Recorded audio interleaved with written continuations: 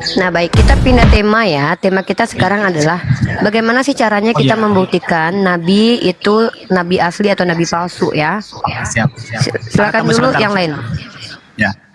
Halo Bang Arya. Halo, Bang Arya. Halo Bang Arya. Halo, Bang Arya. Halo. Allah. Sorry, turunin ya.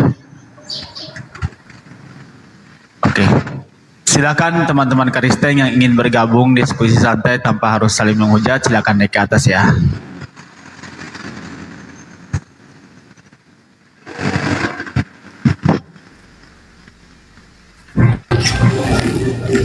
Oke, halo Bang Len. Barakallahu fiku, barakallahu fiku. Bang Len. Halo.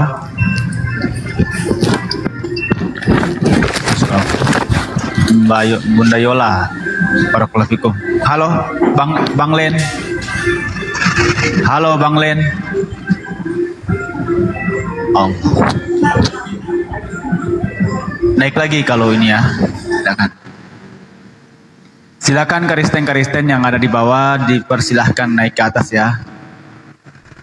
Jika ingin diskusi maka silakan Anda perkenalkan dulu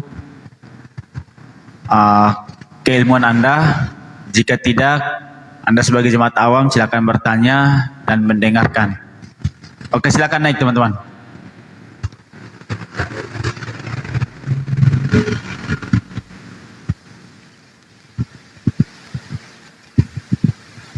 Jadi teman-teman untuk sementara yang masih menggunakan Alkitab Sabda yang di online itu belum bisa dibuka. Dan kemarin masih belum ditemukan, masih belum terselamatkan, masih ini meninggoy. Nah, khawatirnya nanti dia bangkit lagi, nanti dituhankan, bahaya. Ya, jadi silakan mungkin ada yang mau ini, silakan cari di aplikasi, bisa ada tuh, lebih aplikasi itu. Ya betul, lagi direvisi. Kemudian teman-teman, kita akan masuk kepada kenabian. Nah, di kenabian ini insya Allah ini sangat, ya Masya Allah, menceritakan tentang bagaimana kisah tentang Nabi kita Muhammad SAW, kemudian dengan para Nabi yang lainnya. Insya Allah. Silakan Noni, silakan. Ya, teman-teman harus tahu ya, esensi Nabi itu patut kita pahami dengan cermat. Kenapa? Salah-salah kita menerima seseorang yang ngaku-ngaku Nabi tapi tidak punya kredibilitas. Nabi itu dari kata an-naba juga bisa sebagai berita besar, karena memang Nabi itu pembawa berita besar. Kalau dia diutus kemudian dia digelari sebagai Rasul atau pembawa risalah. Allahu Akbar. Nah, dan teman-teman, kata Nabi ini juga dikenal dalam kaidah bahasa Ibrani dari kata nevi ya. Nevi sendiri teman-teman itu diartikan sebagai orang yang mengalir dari atas. Sementara kalau kita bicara tentang nevi adalah para nabi, ada kitab Nevi'im dalam kitab Tanakh. Bentar ya. Nah, jadi para nabi-nabi dalam kitab Tanakh adalah orang-orang yang dipilih dan diurapi oleh Tuhannya Bani Israel. Bahkan nabi-nabi ini juga bergelar sebagai haroeh. Dalam bahasa Ibraninya haroeh. Roeh itu ra'ah. Artinya adalah pelihat, mereka yang bernubuat. Nah, karakteristik nabi di dalam kitabnya orang Yahudi adalah bernubuat. Masalahnya adalah ternyata bernubuat ini bukan cuma nabi, ternyata nabi palsu juga bernubuat. Maka untuk membedakan mana nabi palsu dan nabi asli adalah satu akhlaknya teman-teman. Kalau akhlaknya itu ada, maka itu adalah nabi asli. Nah, dalam Islam sendiri para nabi memiliki sifat wajib. Di antaranya faton, amanah, sidik, dan juga tablik. Dan teman-teman tahu tidak? Kalau seandainya ada orang yang mengaku nabi, tapi padahal dia adalah orang yang pernah berbuat maksiat dan maksiat besar, maka patut dicurigai bahwa dia bukan nabi. Karena orang-orang seperti ini bisa jadi adalah orang-orang yang dimaksudkan Yesus sebagai serigala berbulu domba. Nah, kita akan membahas begini ya. Nabi Muhammad ini kan nabi terakhir dan dituduh sebagai nabi palsu, dianggap menyesatkan oleh orang-orang yang tidak berkeyakinan kepada Islam. Masalahnya, teman-teman kita ini menuduh nggak bisa membuktikan. Saya cuma mau menantang satupun kalian orang Kristen, sebutkan satu ciri-ciri nabi palsu yang ada pada diri Nabi Muhammad yang ada di kitab kalian. Tapi kalau saya mencari tahu bahwa ternyata Yesus menyebutkan ada nabi palsu, ciri-cirinya, saya bisa sebutkan namanya dan saya bisa tunjukkan banyak dalil yang membuktikan kalau dia nabi palsu, ya. Nah, teman-teman mungkin tahu ya, nabi palsu atau penyesat itu disebutkan Yesus dalam beberapa ayat, diantaranya Matius pasal 7 nomor 15 sampai 21, Matius pasal 24 ayat 24, dan Matius 13 nomor 20, Matius 23 ayat 15. Silakan kalian cross check tentang penyesat dan nabi palsu. Nah, kita akan membahas di sini. Kalau teman-teman mampu silahkan naik ke atas, tapi kalau tidak nyimak aja di bawah. Teman-teman tidak boleh nabi itu seorang yang suka bermaksiat. Kenapa? Orang pilihan Allah, tidak mungkin Allah memilih orang-orang yang salah. Bagaimana mungkin Allah memilih orang yang salah? Kita aja kalau memilih orang kepercayaan, kita pilih yang sempurna. Masa Allah memilih untuk Allah ini tahu, Tuhan yang Maha Kuasa tahu kalau manusia akan gampang tersesat. Lah, kalau memang dia mau menyelamatkan, masa dia pilih nabi yang sembarangan? Kan nggak mungkin. Kita berpikir pakai rasional aja gitu. Masa ada Tuhan memilih orang yang tadinya jahat sebagai rasul kemudian. Nah, kalian perhatikan, bahkan Yesus juga berkata seperti itu kok. Matius pasal 7 nomor 18, baca baik-baik. Dari buahnya lah kalian tahu bahwa dia nabi atau tidak. Tidak mungkin pohon buruk menghasilkan buah baik, dan tidak mungkin pohon baik menghasilkan buah buruk. Kalau kita lihat pohon buruk, siapa ayo di agama Kristen yang tadinya adalah serigala kemudian jadi domba? Ayo, siapa ayo yang pohonnya buruk? Ayo, tiba-tiba mengaku berbuah baik. Ayo, siapa? Nah, itulah ciri-ciri nabi palsu menurut Yesus. Serigala berbulu domba dan pohon buruk yang mengaku berbuah baik, karena tidak mungkin pohon buruk berbuah baik. Nah, coba lihat Nabi Muhammad. Apakah Nabi Muhammad pernah jadi serigala? Nabi Muhammad tuh nggak pernah berbuat maksiat dari kecil sampai beliau meninggal. Bahkan setelah jadi nabi pun beliau menunjukkan akhlak yang sangat mulia dengan mengajarkan hal-hal positif. Nah, kemudian mari kita lihat ketika Paulus menjadi rasul. Awalnya dia menyesah murid-murid Yesus, tapi kemudian apa yang terjadi? Justru dia membatalkan firman Tuhan, yaitu membatalkan hukum Torah, dan juga membatalkan hukum tradisi Yahudi yang adalah perjanjian kekal antara Abraham dengan Tuhan. Itu bukan saja menghabisi nyawa secara jasmani, tapi menghabisi secara rohani, menyesatkan orang dan membawa orang ke neraka jahanam. Karena Yesus berkata, barang siapa yang meniadakan satu iota saja dari hukum Torah, maka mereka akan menempatkan tempat terendah di kerajaan surga.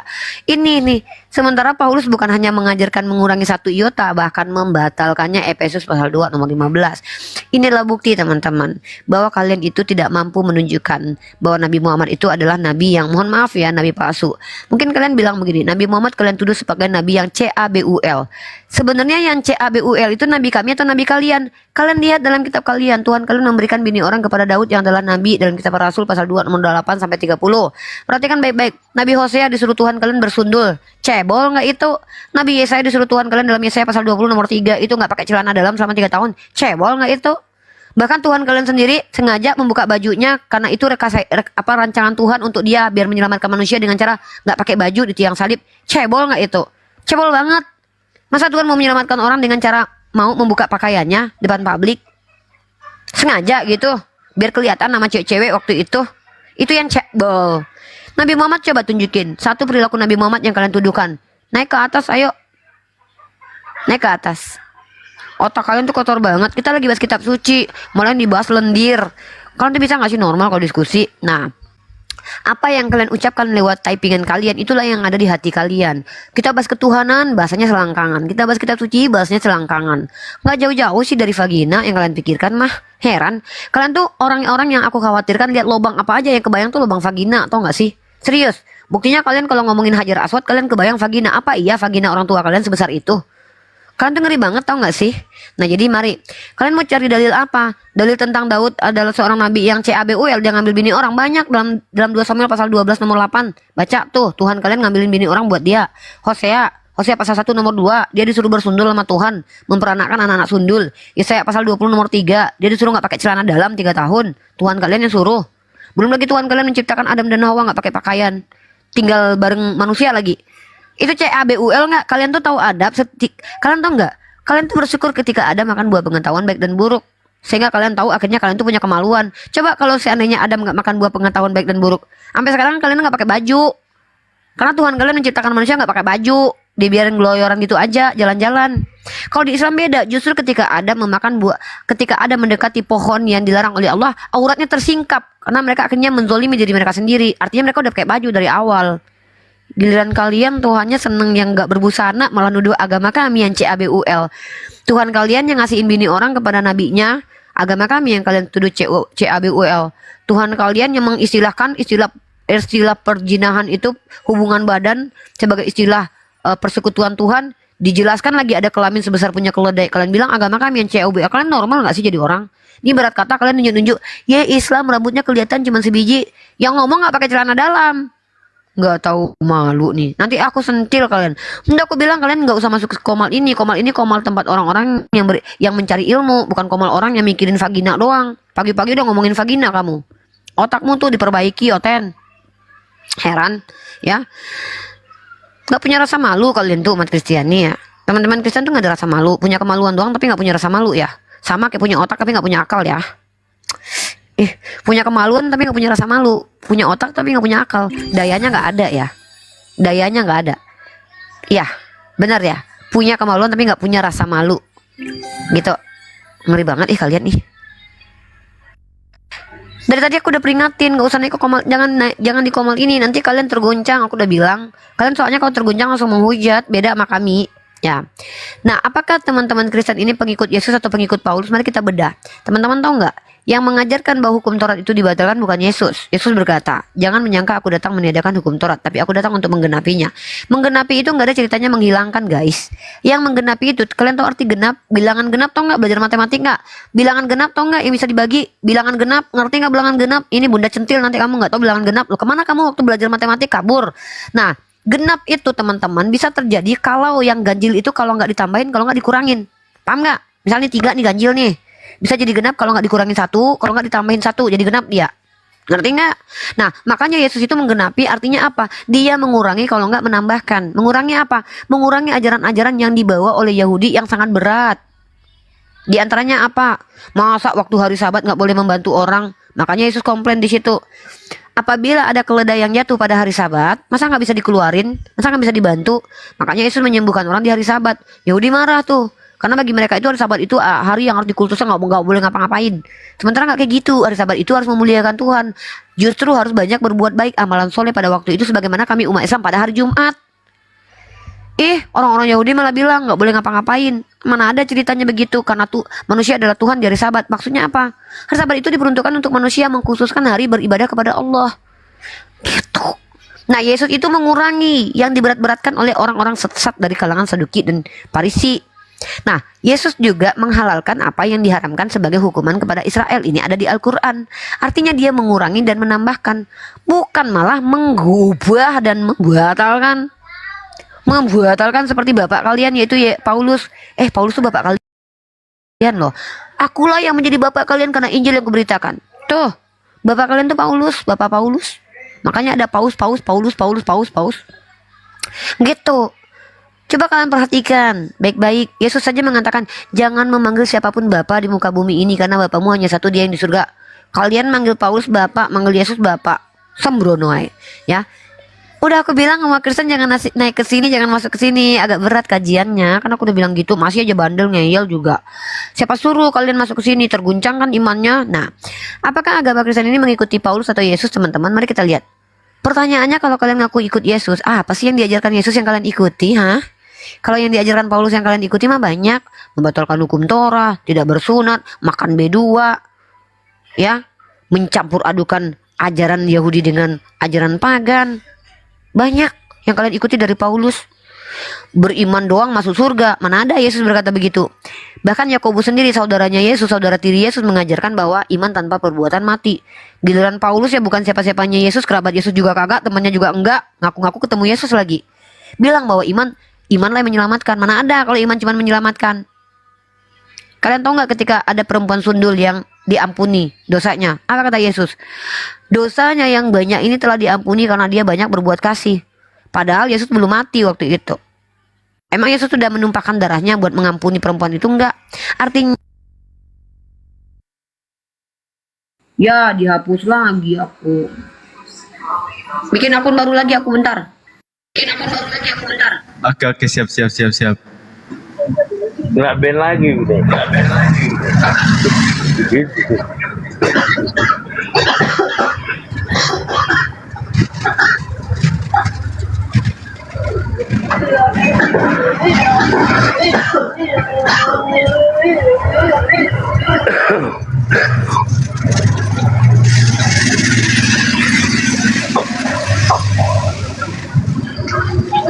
Ayo silakan teman-teman, teman-teman ya, layar share ya. Rupanya ini kayaknya ya, kebanyakan oten nih kayaknya nih. Yang oten 300 orang kayaknya nih. Jadi gue ada cerita ini nih, malam masuk di DM ya kan, katanya gini, kenapa sih mau mualaf katanya, kenapa sih mau masuk ke room Islam katanya, tahu nggak mereka sering menghujat, jadi mereka menambah tentang kehujatan untuk Kristen katanya. Lah, kalian di situ bisa belajar, dia bilang gitu. Ya udahlah, memang mungkin Betul. orang tuamu tidak bisa mengajarimu, maka kau mualaf katanya gitu. Jadi aku bilang gini, urusan iman itu pribadi, tidak ada urusan sama sekali. Ke orang tua pun itu tidak ada sangkut paut, kan begitu nih. Iya ya. Jadi kalau mau cuma mau mengatakan itunya, jadi Iya ya. ngeri bang. Jadi kemarin saya privat nih akun, kemarin tuh saya privat akun, jadi gitu saya buka itu langsung banyak DM ya kan, waduh entah apa aja. Dari 2 tahun yang lalu memang saya mengaku ke orang tua saya udah masuk Islam, cuma belum ya kan. Nah, Iya ya. itu 2 orang pendeta masuk, 2 orang pendeta, dari 2 gereja ya, 2 gereja pendeta dari 2 gereja datang itu untuk mengkristenkan saya. Padahal saya di situ masih Kristen ya. Iya ya. Waduh, memang kalau orang tua itu ya, orang tua aja pun susah mengalahkan iman kita kalau sudah memang iman itu pas. Betul. Jadi apalagi kalian yang lagi mendm kita kan.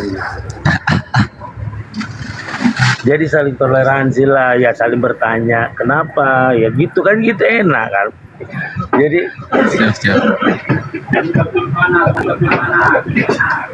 entah apa banyak lah pokoknya bang, ada sekitar 30-an DM-an itu yang sekitar juga kan masuk semua itu kan mengikuti abang. Jadi aku kan tinggal mengikuti balik. Jadi mereka tuh kirim DM gitu, kirim DM. Waduh.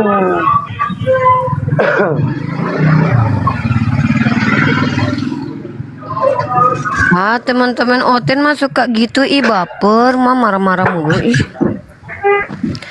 Jangan gitu atuh, kita mah di sini kan diskusi. Ya, buat teman-teman Kristen, jangan di sini. Kalian cari rumah yang lain. Di sini mah kita kajian. Bunda Gembala ini khusus untuk orang-orang yang mau belajar aja. Yang nggak mau belajar mah nggak usah di sini, gangguin ya. Ini Seran ini dari tadi minta naik nih. Seran, minta permintaan naik aja, Seran.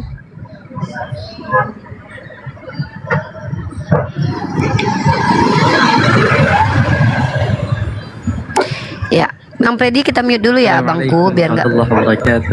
Ya, Waalaikumsalam Seran. Ada yang mau disampaikan Seran? Asran gini, boleh nggak Asran tambahin yang kata Uni tadi? Ntar Uni tanya, Asran ini naik ke sini mau menjelaskan.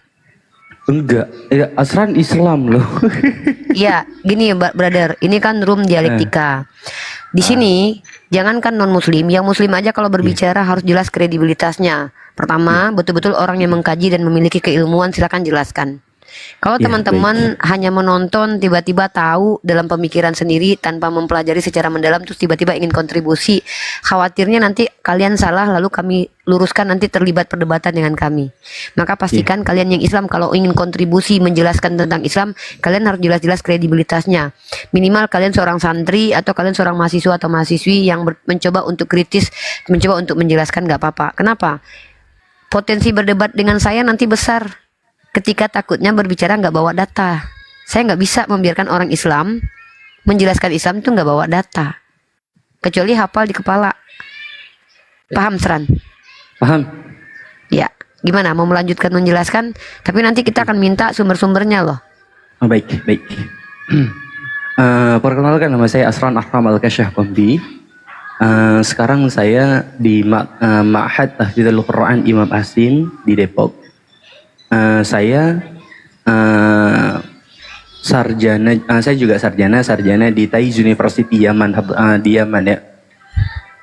Di sini saya cuma ingin menambahkan kata Uni tadi, yang mana bahwasanya yang membawa ajaran apa tadi, ya Jesus itu menggenapi, bukan untuk meniadakan hukum Taurat. Jelas dikatakan di situ ya. Dan juga dalam salah satu hukum Taurat itu kan dikatakan dalam Kejadian 17 ya. Dalam Kejadian 17 ayat 11, haruslah dikerat kulit katanmu, dan itulah yang akan menjadi tanda perjanjian antara aku dan kamu. Ayat ke-12, anak yang berumur 8 hari harus disunat, yakni setiap laki-laki di antara kamu, turun-temurun, baik yang lahir di rumahmu maupun yang dibeli dengan uang dari salah seorang asing, tapi tidak termasuk keturunanmu. Nah, kita lihat dalam Galatia 5 ayat 2 sampai 4. Apa kata Paulus di situ? Nah, sungguh aku Paulus, ini pada Galatia 5 ayat kedua. Sungguh aku Paulus berkata kepadamu, jikalau kamu menyunatkan dirimu, Kristus sama sekali tidak akan berguna bagimu. Ayat ketiga. Sekali lagi aku berkata kepadamu, kepada setiap orang yang menyunatkan dirinya, bahwa dia wajib melakukan seluruh hukum Taurat. Ayat keempat, kamu lepas dari Kristus jika kamu mengharapkan kebenaran oleh hukum Taurat. Kamu hidup di luar kasih karunia. Nah, di sini kita bisa melihat bahwasanya antara pengajaran Jesus Christ dan pengajaran Paulus ini sangat bertolak belakang. Di mana Jesus ini datang bukan untuk meniadakan hukum Taurat. Bahkan satu titik ya, satu iota pun tidak akan ditiadakan hukum Taurat ini sampai kapan? Sampai langit dan bumi ini runtuh. Tapi Paulus datang apa? Ya, malahan misinya itu bertolak belakang dengan Jesus Christ itu sendiri. Jelas dalam Kejadian tadi diwajibkan untuk bersunat. Dan itu merupakan suatu hukum yang boleh dibilang fundamental. Ya. Itu hukum-hukum yang benar-benar kayak bukan hukum yang ecek-ecek gitu. Dan tidak pernah dibatalkan oleh Jesus Christ. Tetapi dalam kejadian lain, ya kan, si Paulus ini membatalkan hukum Taurat. Dalam Efesus, dalam Galatia, Paulus ini membatalkan hukum Taurat.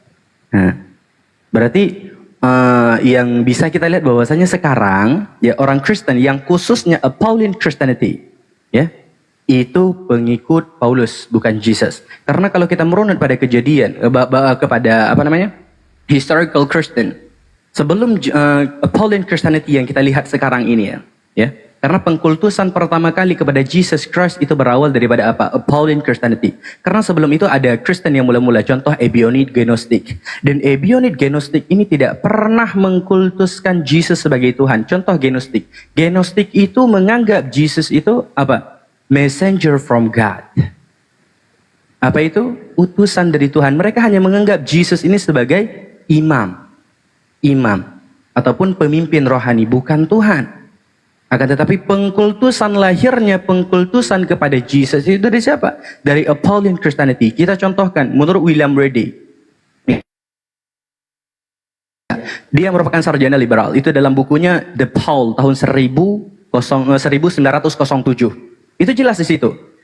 Paulus, the second founder of Christianity.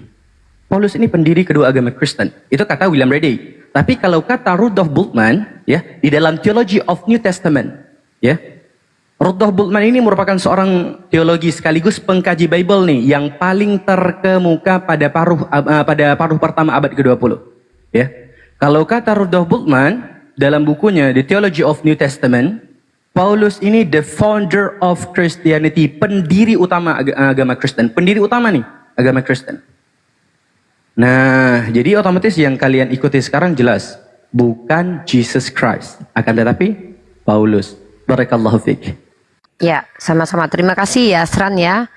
Ya, teman-teman, apa yang disampaikan Sran itu adalah kajian kristologi ya, perbandingan antara pengajaran Kristen dan Islam. Misalkan teman-teman non-Muslim yang ingin membantah bahwa saya sering sekali mengulangi sebenarnya Kristen ini harus diganti namanya jadi Paulisme. Ya, kenapa? Karena Kristen itu adalah istilah untuk pengikut Yesus. Sementara saya selalu bertanya kepada kalian umat Kristen, Coba tunjukkan satu ajaran Yesus yang dia lakukan, yang kalian ikuti. Tapi pertanyaan ini saya ulang-ulang terus ketika dialog. Kalian tidak mampu menjawab satu saja. Satu saja yang bisa dibuktikan di liturgi dan ritus-ritus Kristen. Ya. Oke, teman-teman Kristen, di sini kita sedang tidak mau mendiskreditkan kalian. Kita mau memprovokasi akal kalian supaya kalian berpikir dan merenung. Apa iya kalian pengikut Yesus?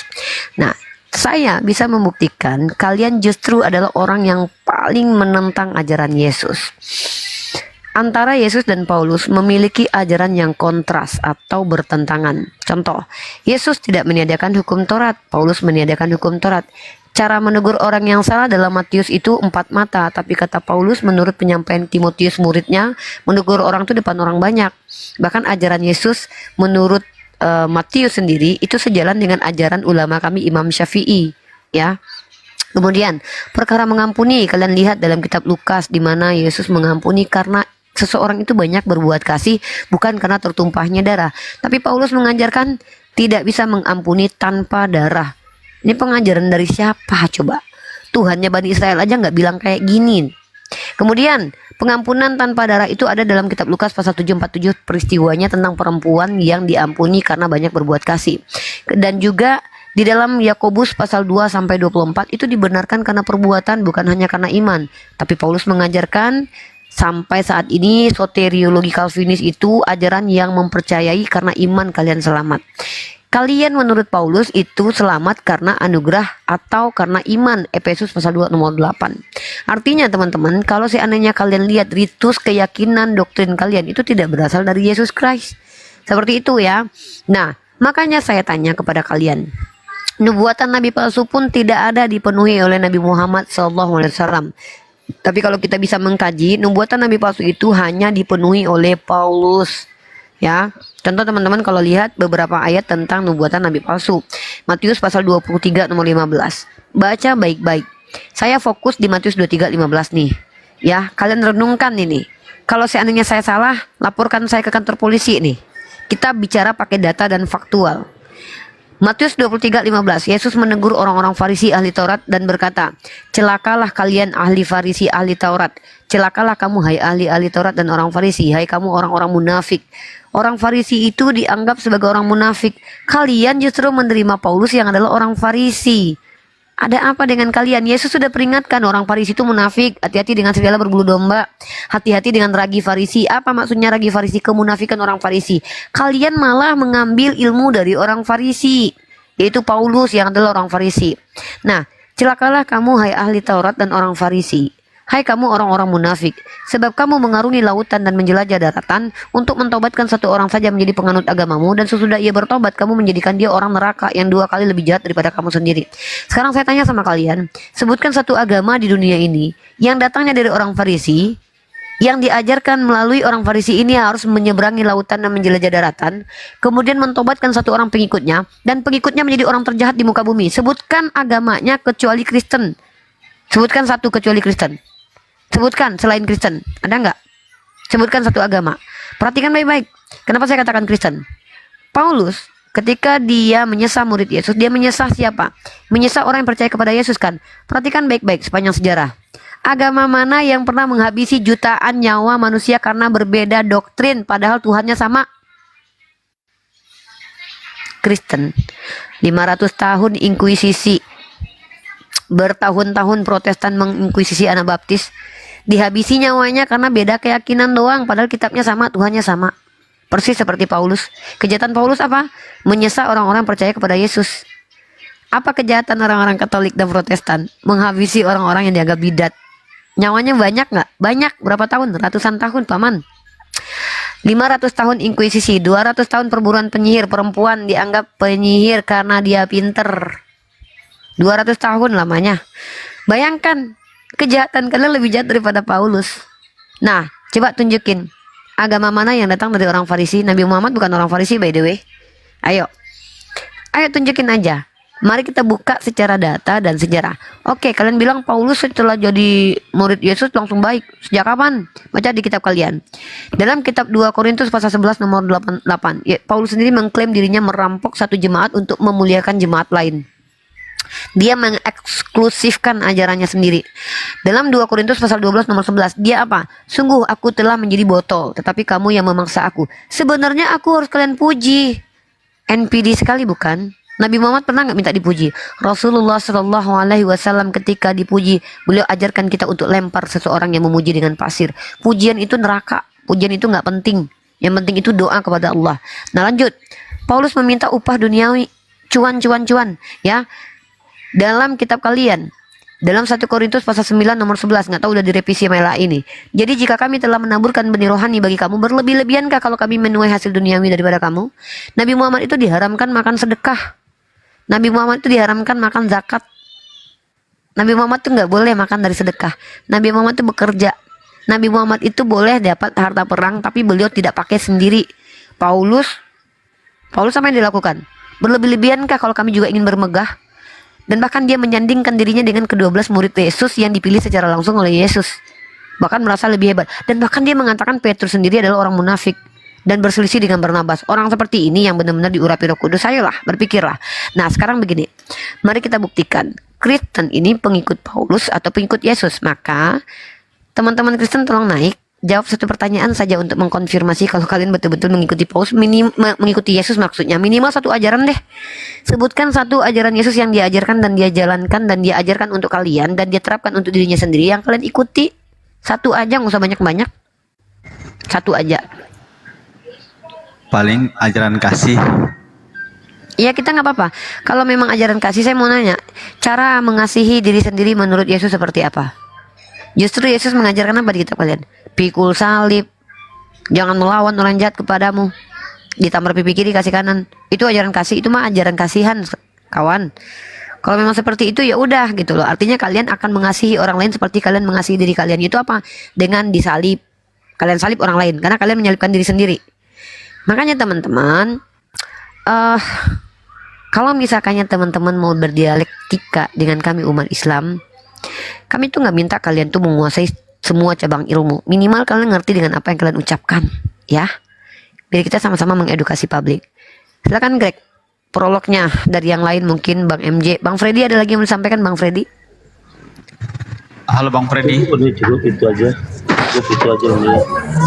Nyimak aja, nyimak sambil belajar Uni. Siap. Mungkin Seran ada yang mau disampaikan lagi, Seran? Silakan. Asran. Iya. Ada yang mau disampaikan lagi? Boleh, kalau dikasih kesempatan. Tapi disaring-saring kata-katanya Seran ya, bahaya nih soalnya. Pakai bahasa-bahasa yang aman ya, yang pertama. Yang kedua, pokoknya kalau berbicara kita harus ada dasarnya, itu wajib. Anda kan sudah kuliah, Anda tahu kalau Islam itu konsepnya seperti apa. Kita tidak mengizinkan orang-orang yang berbicara tanpa dasar di ruang publik, khawatirnya malah nanti malah menyimpangkan umat, ya. Silakan Asran. Baik. Asran tambahkan sedikit Uni ya. Yang pertama gini, Asran ini dari sejarah aja, Uni boleh? Oke. Nanti Asran minta sama Bang Greg untuk menampilkan data yang pernah Asran kirim ke Bang Greg tentang The Seller House Publishing. Udah kehapus. Nggak apa-apa, nanti kapan-kapan kirimkan ke Uni, kita bahas ini secara mendalam. Kali ini sebutkan saja, anggap kayak footnote, sebutkan aja nanti kita cross check. Baik. Oke. Ini kita lihat ya. Pada tahun 1890 itu muncul satu cabang studi agama, sejarah agama. Ya, ketika itu namanya apa? Histories of Religion School. Oke. Siapa yang membuat ini? Cabang studi ini. Itu dibuat sama para teolog Protestan itu. Nah, studi ini itu merupakan cabang studi kritik agama, di mana mereka itu menolak klaim absolut kebenaran setiap agama, termasuk agama Kristen. Karena apa? Ya karena mereka tahu bahwasanya Kristen ini dapat dilacak asal usulnya bagaimana dan terpengaruhi sama agama apa. Nah, dari sini kita dapat melihat, menyimpulkan, memahami, ya. Dari sini dapat kita ambil pembelajaran bahwasanya ternyata Kristen ini bukanlah kelanjutan daripada perjanjian lama. Kristen ini bukan kelanjutan daripada ajaran Bani Israel, bukan. Tetapi Kristen ini adalah agama ciptaan yang sinkretik ataupun sudah mengalami percampuran dan perubahan yang berakar Sinkretisme. dari apa? Ini berakar daripada Yudaisme Helenistik ataupun Pelo dan juga agama Helenistik. Tahu kan Helenis itu apa? Paganisme Yunani. Itu seperti kultus misteri dan juga genositisme.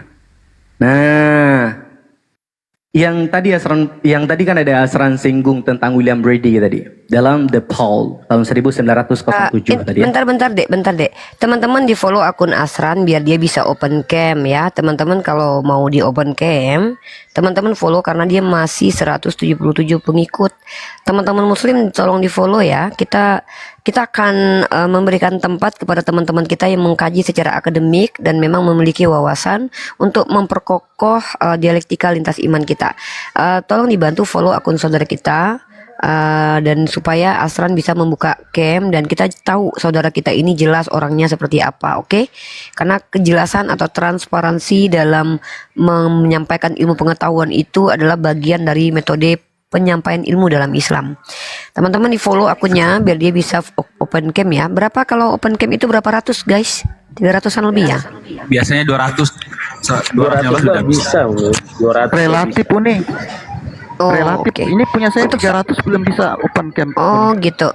Ya, nanti gini Asran kalau sudah bisa buka cam nanti Asran follow akunnya Greg sama akunnya Uni. Nanti kalau kita kajian Asran hadir untuk memperkuat hujah kita ya. Silakan Asran sampaikan kembali. Oke. Ini hasil sedikit Itu Asrullah adik kita bahwasanya itu tadi kan kita lihat. udah dekat sama kita itu dah. Bagus, alhamdulillah. Oke. Boleh Asran lanjut? Lanjut ya. Baik. Tadi kita lihat bahwasanya tahun 1800 tadi 1890 tadi kan ada Histories of Religion School kan. Nah, dari sini kan kita tahu bahwasanya agama Kristen ini kan merupakan agama ciptaan yang sinkretik kan gitu, yang berakar daripada Yudaisme Helenistik ataupun Pelo dan juga paganisme Helenistik. Nah, Asran ada data nih. Ada data ini dari orang Kristen sendiri. Itu namanya tentang Dewa Dionysus. Nah, kan tadi dalam Histories of Religion School tadi kan mengatakan bahwasanya agama Kristen ini kan berasal daripada Yudaisme Helenistik. Maka kita akan komparasi nih tentang Dionysus ini dalam Stellar House Publishing. Bentar, ini udah bisa open cam belum? Kalau bisa open cam kita lihat. Turun dulu, Belum bisa live open cam, ya? sebentar.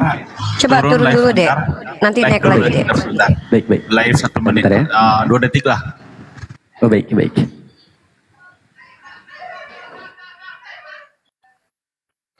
Masya Allah teman-teman ya.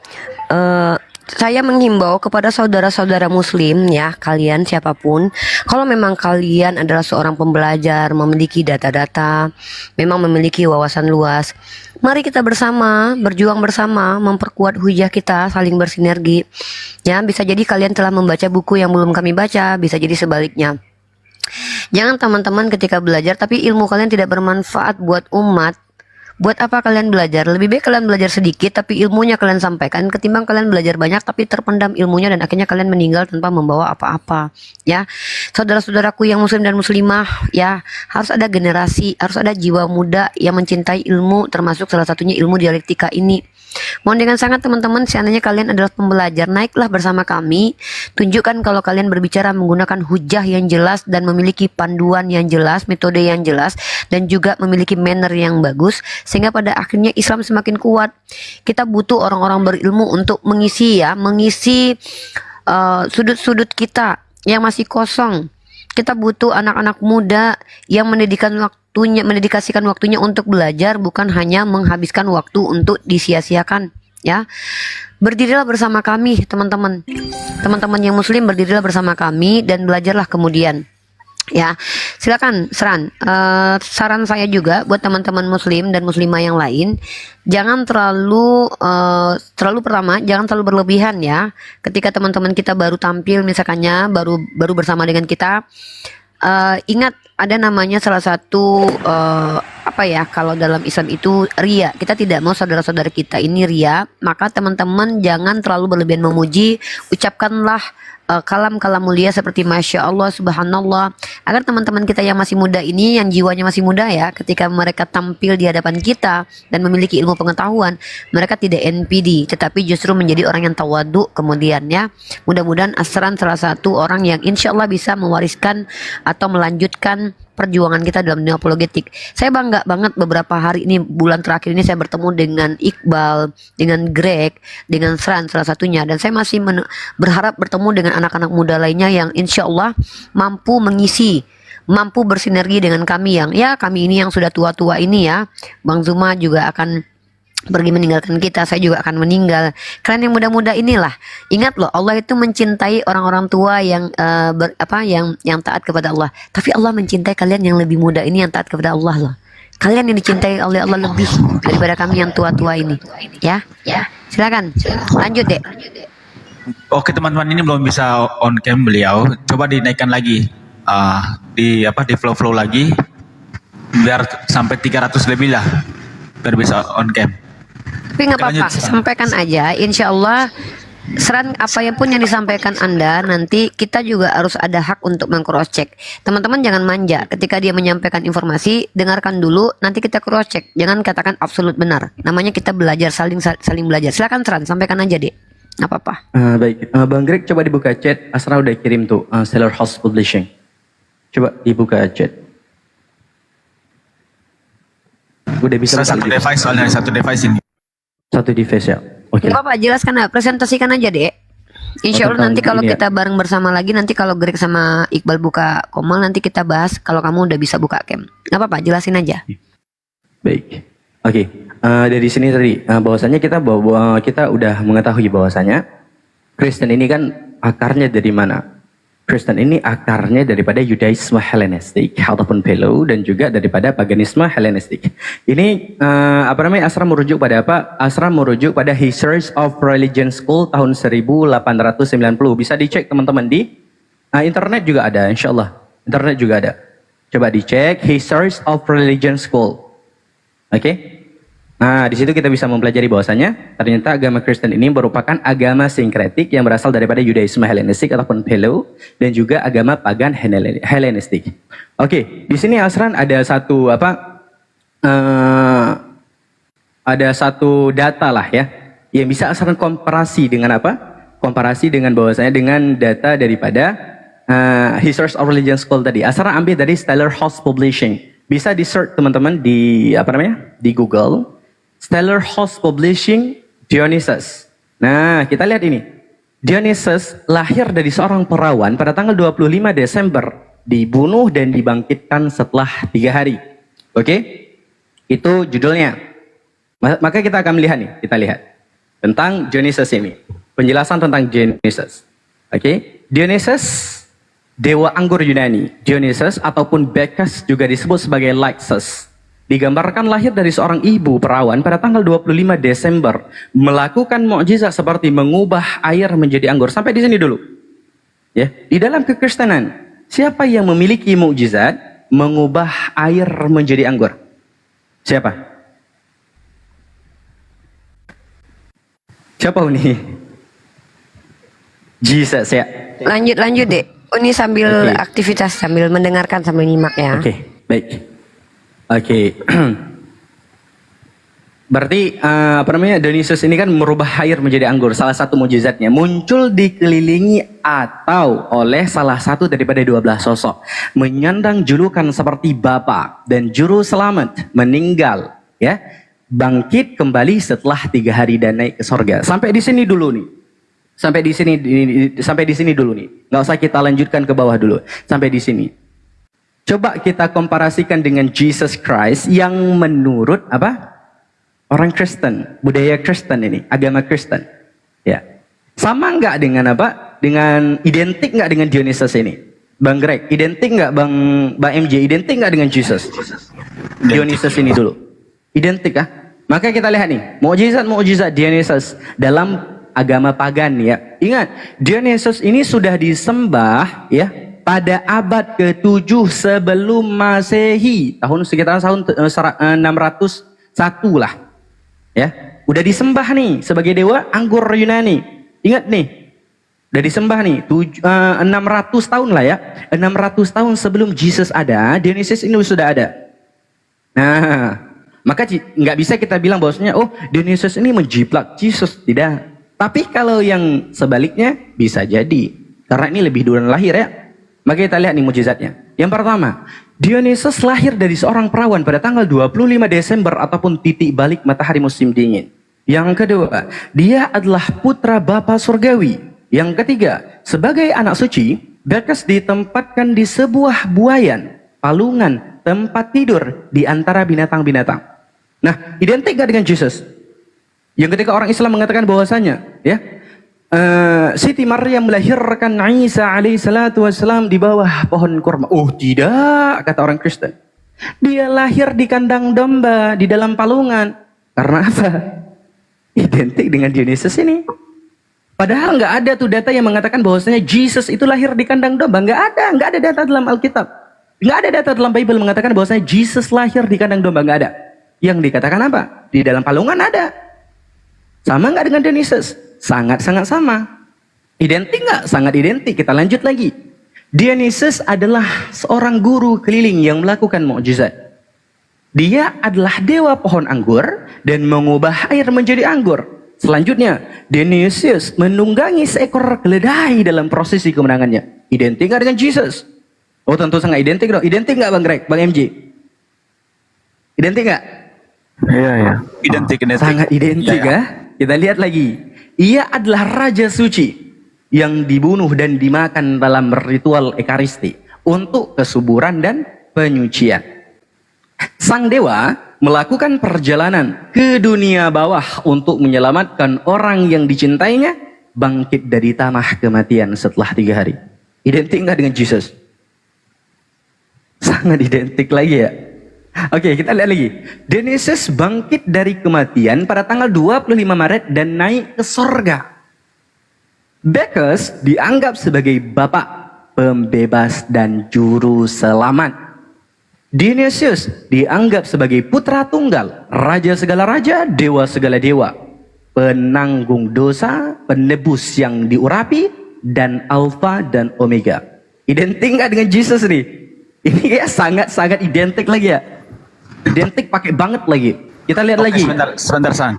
Teman-teman buat tagar identik ya, biar mendukung perkataan Bang Asran ini agar tidak kena tombak. Silakan teman-teman.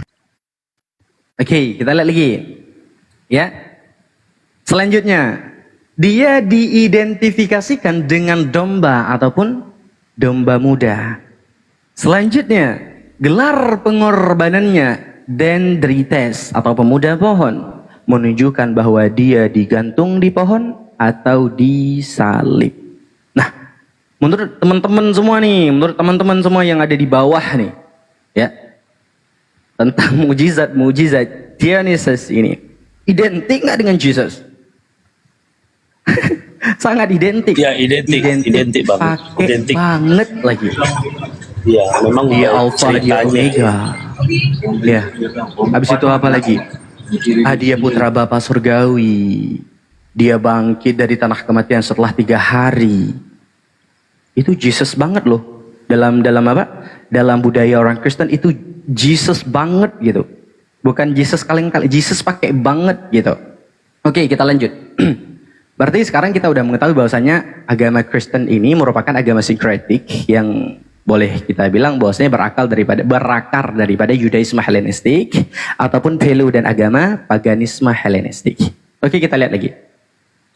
Ini Asran tadi ada menyinggung tentang Rudolf Bultmann, ya. Low battery, right. Bentar ya, Asran ngecas sound card. Oke, waiting.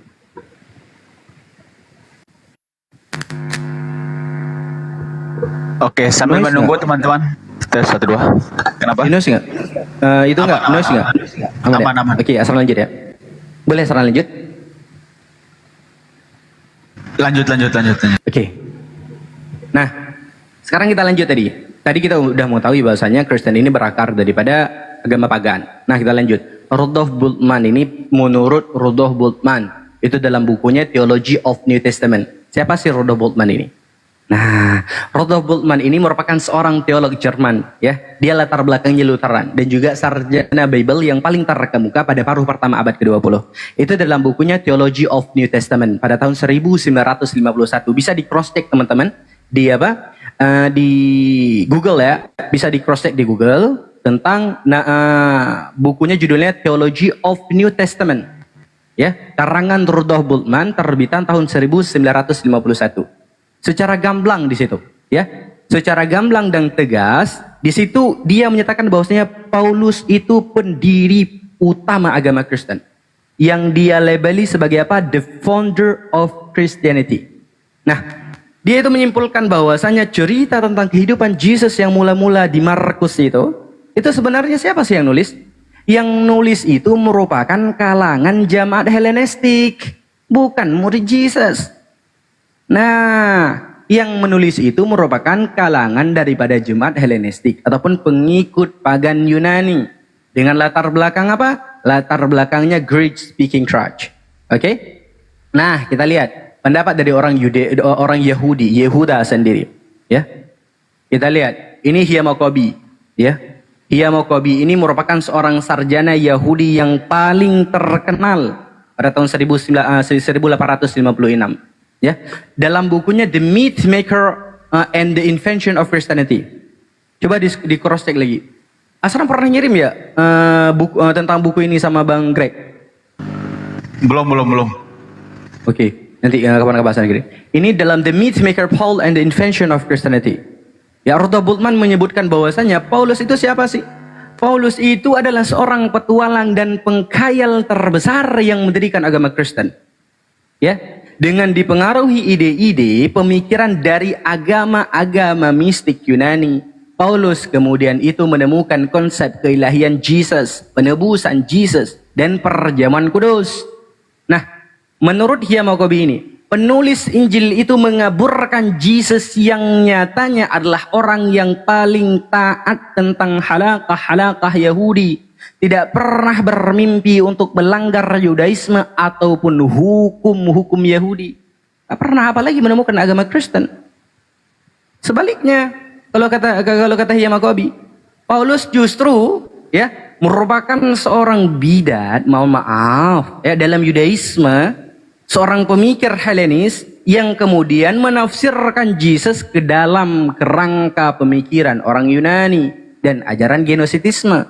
Sehingga apa? Sehingga sukses menciptakan seorang Yesus yang adalah produk tokoh imajinasinya Paulus itu sendiri. Nah, kita lihat nih. Itu dalam dalam The Dead Sea Scroll Description, itu karangan Michael Bagan. Tentu teman-teman semua yang suka baca pasti udah tahu, terutama orang Kristen, tentang The Dead Sea Scroll Description ini. The Dead Sea Scroll. Pasti tahu. Itu karangan siapa? Itu karya daripada Michael Bagan. Itu tahun 1991. Bisa di cross check di Google. Oke? Dia menulis bahwasanya Paulus sebenarnya adalah, mohon maaf, bidat ataupun sekte sesat Kristen pertama. Paulus itu nggak pernah mengenal Yesus secara pribadi, ya. Sosok yang mula-mula dia anggap sebagai juru selamat itu tidak pernah dikenal sama dia, tidak pernah bertemu dengan dia, ya. Dia hanya memiliki pengalaman kusti mistis di padang pasir dan suara-suara aneh tanpa tubuh. Nah, ini juga yang menuntun dia untuk memutarbalikkan ajaran Yesus tanpa bisa kita kenal bagaimana rumusannya. Ya, pada kenyataannya teologinya sendiri itu sangat individual. Dan kemudian itu yang melegitimasi dia secara palsu dan sepihak dengan menganggap apa? Sebagai informasi ataupun ilham ataupun wahyu dari siapa? Dari Yesus, seperti itu. Nah, ini kita lihat lagi pada tahun 1991. Ya, ada seorang uskup nih. Ini uskup nih. Uskup kita bilang. Seorang uskup. Siapa namanya? John Spong. Dia merupakan seorang uskup emeritus dari gereja Episkopal di New York. Ya. Itu tahun 1991. Itu dalam bukunya judulnya The Rising, The Bible from Fundamentalism. Ya. Dia itu menulis bahwasanya apa yang dikatakan sama dia. Paulus kata-kata Paulus bukanlah firman Tuhan. Itu adalah kata-kata Paulus. Dua perbedaan yang sangat-sangat besar seperti itu. Nah, kemudian apa? Huru hara tahun 1991 itu dipecat dia sebagai uskup. Karena kenapa? Karena dia berkata dengan jujur. Nah, ini masih berlanjut teman-teman. Ikhwan fillah semua, ini masih berlanjut. Pada tahun 1992. Ya. Itu dengan terbitnya buku yang berjudul Jesus Alive. Siapa yang nulis? Siapa yang menciptakan? A.N. Wilson. Tentu teman-teman tahu siapa dia. Dia merupakan seorang penulis biografi di Oxford. Ya, itu dalam salah satu bab Wilson menjelaskan tentang apa? Kristologi Paulus. Nah, dia berpendapat bahwasanya karena pendengar Paulus ini mayoritas adalah orang-orang yang non-Yahudi, Paulus itu telah mengimplementasikan ide-ide mesianik Yahudi ke dalam apa? Ke dalam konsep ilah-ilah atau dewa-dewi non-Yahudi dan menghasilkan figur mesianis mistik. Ya, yang apa? Dia itu merupakan hasil daripada pemikiran si Paulus sendiri. Nah, ia mengatakan bahwasanya Paulus itu telah mendistorsi ataupun merubah Injil yang diberitakan Yesus dan menyulapnya menjadi kultus baru yang aneh. Namanya Christianity, bukan Christianity, tapi Christianity, seperti itu. Nah, kepercayaan Paulus itu nggak sama teman-teman sama kepercayaan murid-murid dari Galilea seperti Petrus. Itu nganggep Yesus itu sebagai apa? Sebagai Nabi Israel. Ya. Menurut perkataan A.N. Wilson, dia juga menjelaskan bahwasanya ketiga Injil sinoptik ya, itu ditulis sama siapa? Bukan murid Yesus yang nulis, tapi siapa? Orang-orang yang udah terpengaruhi, telah terdoktrin, telah kita bisa mengatakan bahwasanya telah terinfeksi lah. Ya, telah bukan terinfeksi, terpapar ya sama virus, bukan virus ya. Ya, bolehlah kita bilang virus paganismenya sama siapa? Paulus. Nah, telah terinfeksi sama si Paulus itu. Sehingga apa? Sehingga figur Yesus yang digambarkan dalam ketiga Injil sinoptik ini tidak sama dengan Yesus secara historial. Tidak sama dengan Yesus secara historis. Melainkan sosok yang ditulis, sosok Yesus yang dituliskan dalam tiga Injil sinoptik ini merupakan Yesus berdasarkan kacamata si Paulus. Nah, kalau misalkan kita mengatakan bahwasanya tulisan yang paling terbaru yang Asran ketahui ini, yang paling semenjak Asran membaca tentang Pauline Christianity ini, yang paling Asran ingat itu pada tahun 2008 tuh. Itu sebuah buku namanya Hebrew Prophecies of Coming Paul, itu karangan Thomas LKCT. Itu menjelaskan bahwasanya Paulus itu telah membajak gereja. Seperti yang telah dinubuatkan akan dilakukan oleh siapa? Oleh antikristus. Ya, dengan mengatakan bahwasanya segala sesuatu adalah sah. Nah, si Thomas ini melanjutkan bahwa bagi yang masih berpegang pada nilai-nilai nurani serta bisa membedakan antara kesaksian Paulus dengan para rasul lain, maka menurutnya mereka akan menemukan jika Paulus itu telah merampas kebenaran. Nah, masih banyak teman-teman. Kalau misalkan kita bilang masih banyak data-data daripada orang Kristen sendiri. Karena yang dari tadi ya, Asran ngomong dari pertama Asran ngomong sampai sekarang, Asran nggak pernah ngebawa satu dalil pun dari agama Islam. Banyak dalil dari agama Islam, banyak dalil dari ulama-ulama, ya, ulama-ulama yang ahli teologi, yang boleh bilang ahli sejarah tentang Pauline Christianity ini, tentang Paulus ini, tapi tidak Asran bawakan. Kenapa? Ya biar nanti kan kalian gini, data-data daripada dapur kalian sendiri saja tidak kalian percayai, apalagi data dari dapur kami. Maka kusuguhkan ya, kuhidangkan data daripada rumah kalian sendiri. Nah, dan ini juga cukup mewakili tentang apa? Tentang hal yang dipaparkan sama Uni tadi. Bahwasanya ajaran yang kalian anut sekarang itu bukanlah ajaran Kristus, itu bukanlah ajaran Yesus, melainkan apa? Itu merupakan ajaran Paulus yang notabene-nya Paulus ya, pas Yesus masih hidup, dia sebagai apa? Sebagai orang paganisme Helenistik. Orang Helenis dia. Dia itu percaya kepada apa? Kultus Misri dan juga genositisme. Dia itu penyembah dewa-dewi yang setelah 39 tahun Jesus diangkat ke Uranus kalau di dalam Bible, ya. Setelah 39 tahun Jesus diangkat ke Uranus, Paulus datang. Nah, si Paulus datang. Halo, selamat pagi. Oke. Sebentar ya, saya habiskan dulu. Oke. 39 tahun setelah Jesus diangkat ke Uranus, Paulus datang. Dan dia melegitimasi dirinya sendiri. Ya, di dalam Roma pasal 11, dia melegitimasi dirinya sendiri. Tentang apa? Sebagai apa? Sebagai apostle. Ya, ataupun rasul. Bagi siapa? Bagi orang yang non-Yahudi. Padahal jelas Jesus mengatakan dia diutus hanya untuk orang-orang Yahudi, Yehuda, bangsa Israel. Ya. Tapi tiba-tiba tiba-tiba si Paulus datang setelah 39 tahun. Jesus diangkat ke Uranus dan melegitimasi dirinya sendiri secara sepihak. Barakallahu fiik.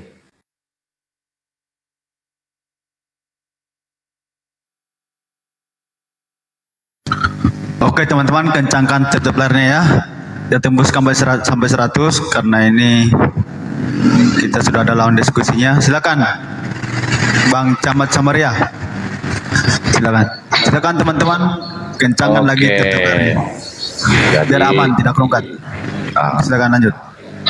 Tadi data yang dibacakan si Asaran itu mungkin benar menurut dia. Tapi dia tidak paham dari literasi mana itu dia baca. Paham?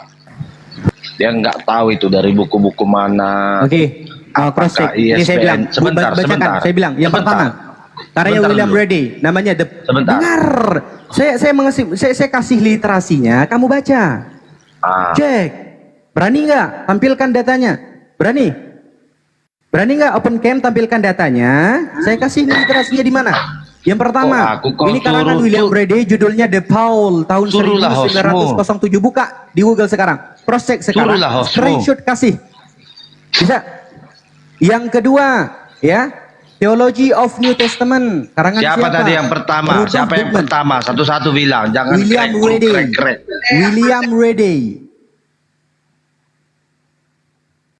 Ready. Itu bukunya The Paul. Tahun 1907. Buka.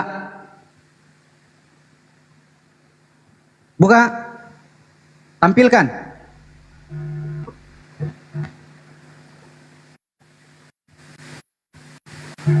Kenapa diam? William apa namanya? William Ready. WREDE.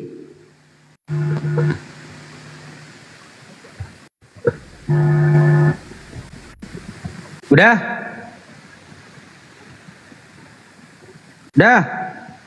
Kita cek ISBN-nya. Kita cek ISBN-nya. Iya, nggak usah nge-mute.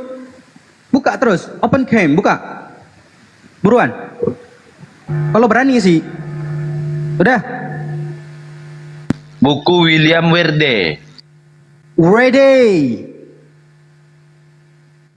Dengar, ku ejakan. Mungkin kau nggak bisa menulis ya. WILLIAM. Oke. Seran, sabar, seran. Brother, ya.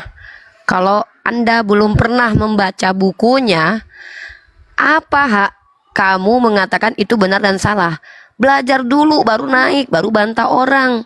Orang udah baca buku, nah lu baru nyari nama penulisnya. Kita cek dulu bukunya apa. Kau aja ngecek sendiri, kenapa harus ngajak kami? Kok ngabis-ngabisin waktu kami? Lanjut Seran, biarkan dia mengecek, biarkan urusan dia sendiri. Kau diam, kau cek sendiri, oke? Nanti kau baru presentasi kalau kau udah belajar. Ya, dengar baik-baik.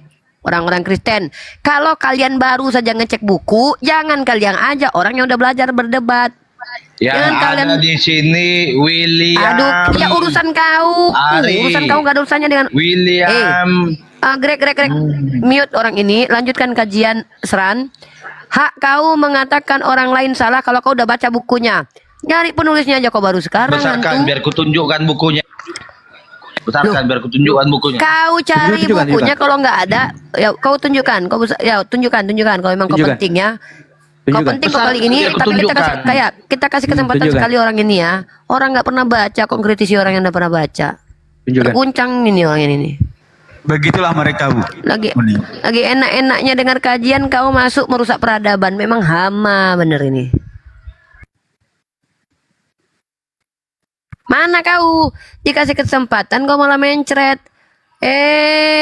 Hantu belau emang nih orang nih. Udah, Bilang dia aja kok biarkan nggak orang ini. tahu. Biarkan dia Kencang, dengan kebotolannya.